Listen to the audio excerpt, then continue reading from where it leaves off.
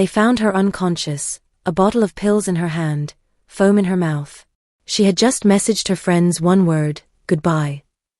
But what pushed her there wasn't heartbreak. It was something darker. A betrayal so cruel, it will leave you speechless. This is the story of Vivian. A girl who gave her heart to the wrong man, and almost lost everything. Vivian was just like many girls you know. Quiet, respectful, beautiful. A university student with big dreams and a soft heart. She didn't talk much. But when she loved deeply. And unfortunately, she loved the wrong person. His name was Ezekiel. He was tall, charming, good with words, the kind of guy many girls admired. But what Vivian didn't know at first was that Ezekiel was also good at lying. At first, everything felt like a fairy tale. He texted her every morning, walked her to class, bought her food, said sweet things like, "I've never met anyone like you. You make me better. I want to spend my life with you." And Vivian believed him. Because when you're in love, you don't always see the signs. Or maybe, you just don't want to. But slowly, the truth started showing. Ezekiel would disappear at night and lie about where he was. He flirted with other girls on campus. Vivian even caught messages from other girls on his phone. More than once. Each time she tried to leave him, he would cry and beg. "Please, V. I'll change. I don't want anyone else. You're all I have in this life." And each time, Vivian forgave him. Because she thought love was about patience. About fixing people. About believing in second chances. But no matter how many chances she gave, Ezekiel didn't change. He just got better at pretending. Vivian's friends had watched her suffer for too long.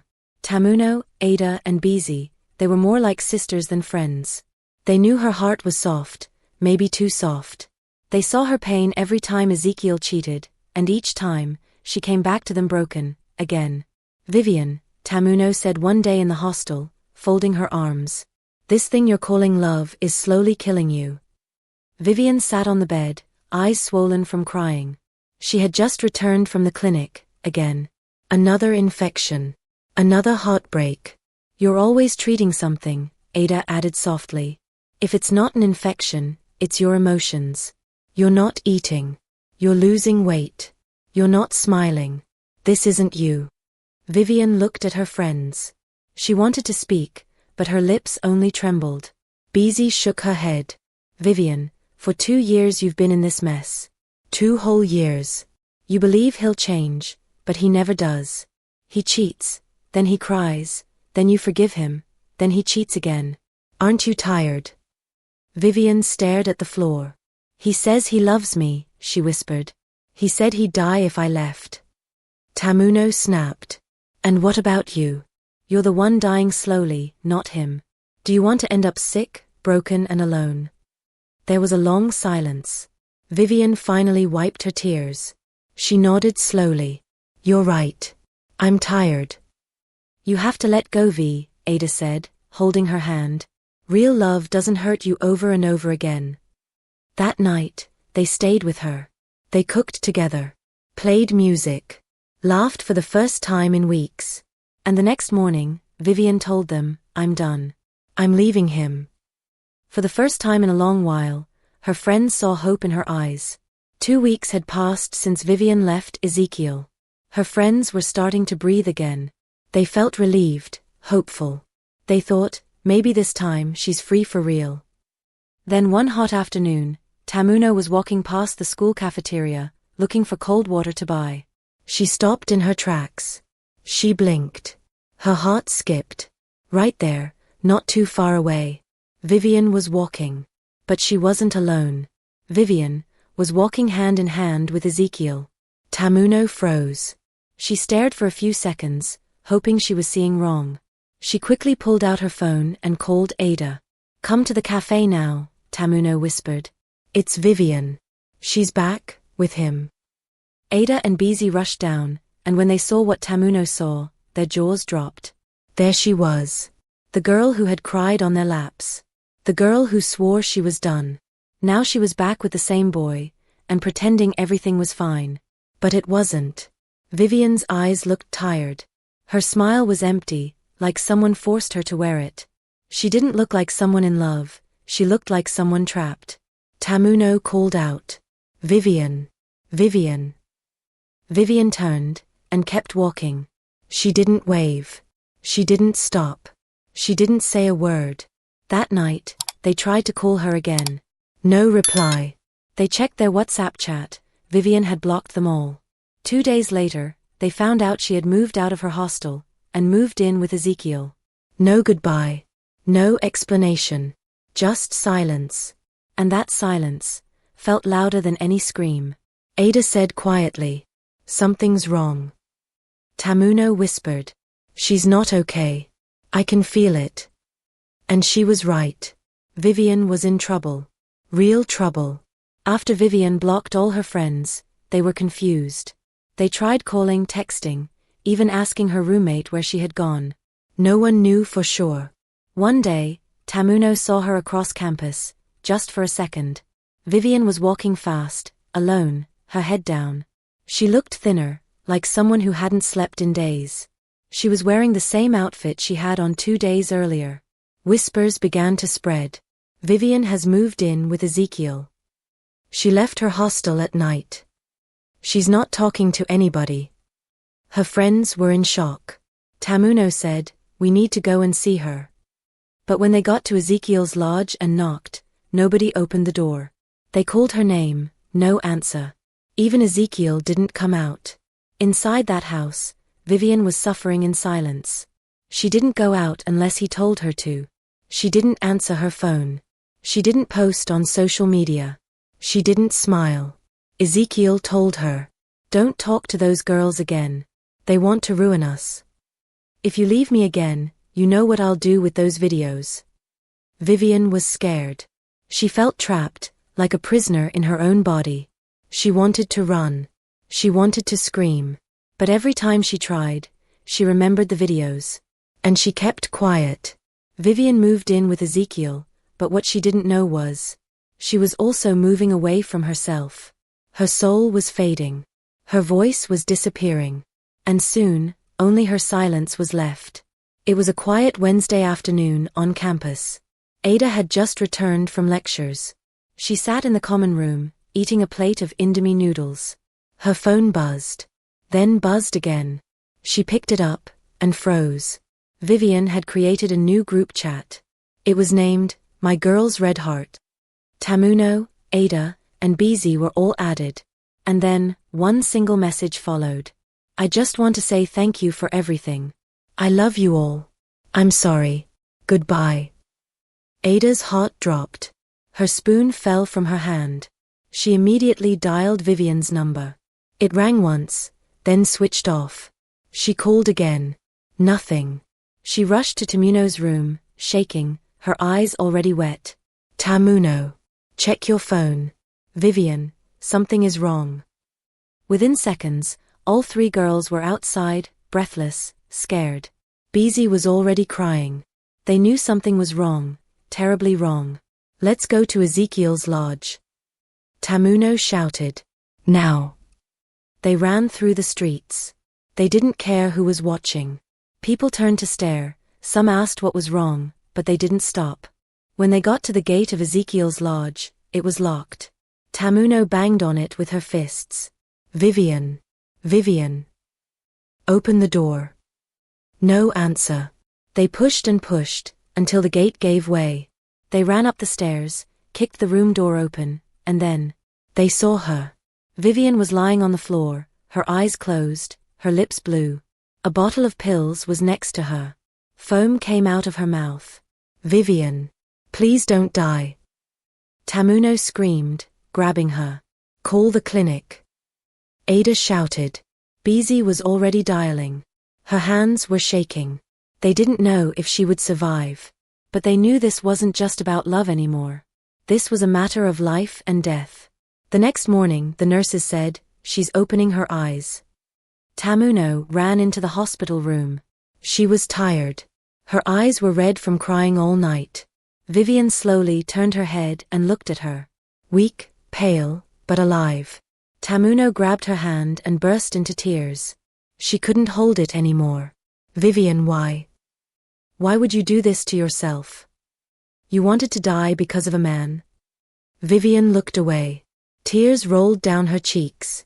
It's not just about love, Tamuno. It's not about him. I can't take it anymore. Talk to me, V. What happened? Why didn't you tell us anything? Vivian took a long breath. She was shaking as she spoke. He recorded me. Ezekiel. He installed hidden cameras in my room. In the bathroom.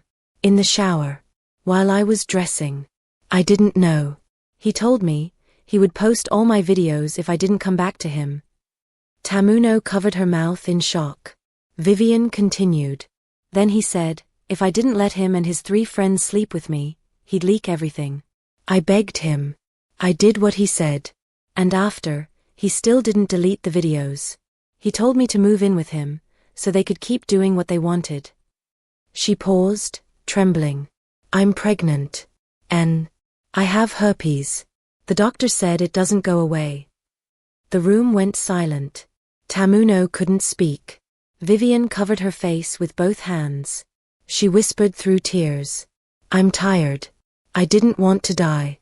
I just wanted the pain to stop. That same evening, Vivian's parents came to the medical center.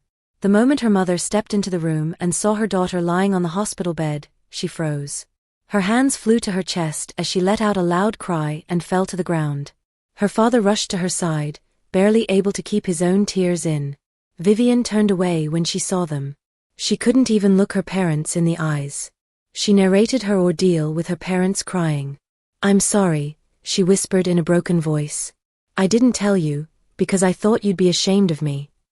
Her mother stood slowly, walked to her, and held her hand tightly. Ashamed of you, she said. Vivian, you are our daughter. Our own child.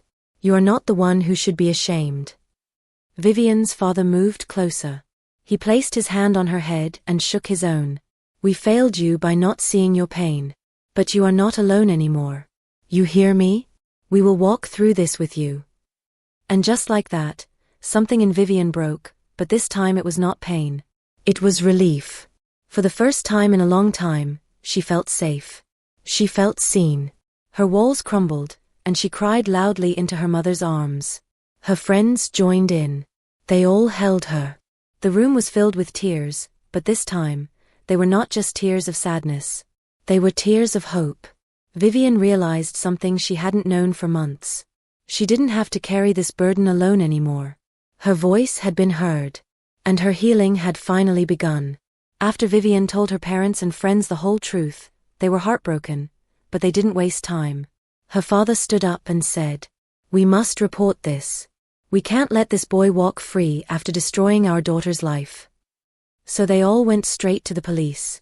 The officers listened in shock as Vivian explained everything, how Ezekiel hid cameras, how he blackmailed her, how he and his friends forced themselves on her. They wrote everything down. They took her to the hospital again to confirm the abuse.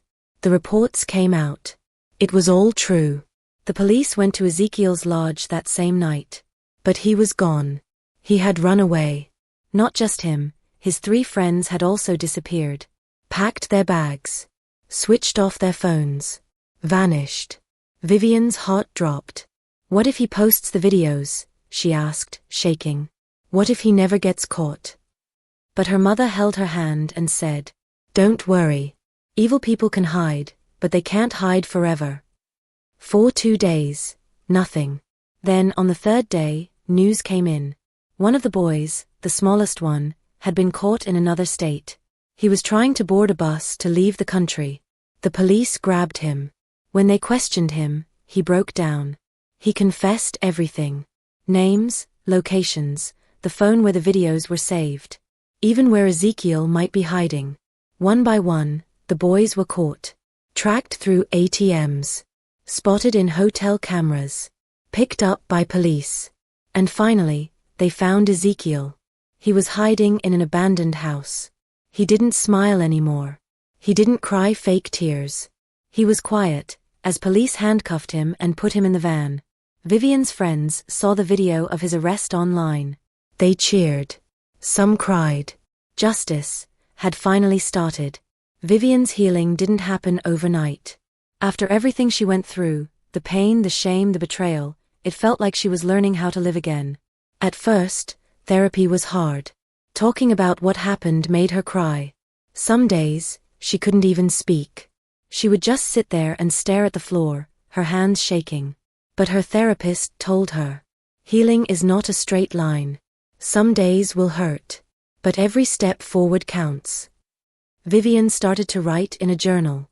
Every day, she wrote down her thoughts, her fears, and the little wins, like being able to sleep for a full night, or smiling at herself in the mirror. Her friends stayed close. Tamuno would cook her favorite food and bring it over. Ada helped her with schoolwork she had missed. Beezy made her laugh, even on the sad days. Vivian also joined a support group, girls like her, who had been hurt, but survived. For the first time, she didn't feel alone. They shared stories, cried together, prayed together. One day, Vivian said something that surprised even her. I am not what they did to me. I am more. Vivian made a decision. She chose to keep the baby. Not as a reminder of her pain, but as a reason to keep going. She said, I want my child to know that they were born from strength, not shame. And little by little, the tears became less. Her smile returned. And her voice, the one she almost lost, became her greatest weapon. Vivian was healing. And she was rising. 1 year later, the sun shone brightly on Vivian's university campus. It was graduation day, the day she once thought she'd never live to see. She stood before the mirror in her gown, hands slightly shaking, but her face full of peace. Her baby boy, now a few months old, smiled at her from his grandmother's lap. Vivian picked him up and whispered, You're the reason I kept going. As she walked into the convocation hall, people turned to look at her. Some whispered. Some smiled. But this time, Vivian didn't feel shame. She felt strong. The same girl who once lay on the floor fighting for her life, now stood tall, with her child in her arms, walking across the stage with pride. When her name was called, Vivian Adeobi Chukwu, her friends screamed louder than anyone else. Tamuno jumped up, waving her handkerchief. Ada cried openly. Beezy yelled, That's my girl. Vivian took her certificate with tears in her eyes. Her parents stood up. Her mother clapped with both hands shaking. Her father nodded slowly, smiling with his chest out. In that moment, she wasn't just a graduate. She was a survivor. After the ceremony, they all took pictures. The baby gurgled. Everyone laughed. No one talked about the past.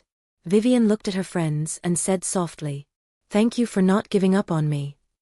Tamuno hugged her tight. We love you, Vi. You are not your pain. You are your strength. That day, Vivian didn't just graduate with a degree. She walked into a new life, one filled with hope, healing, and freedom.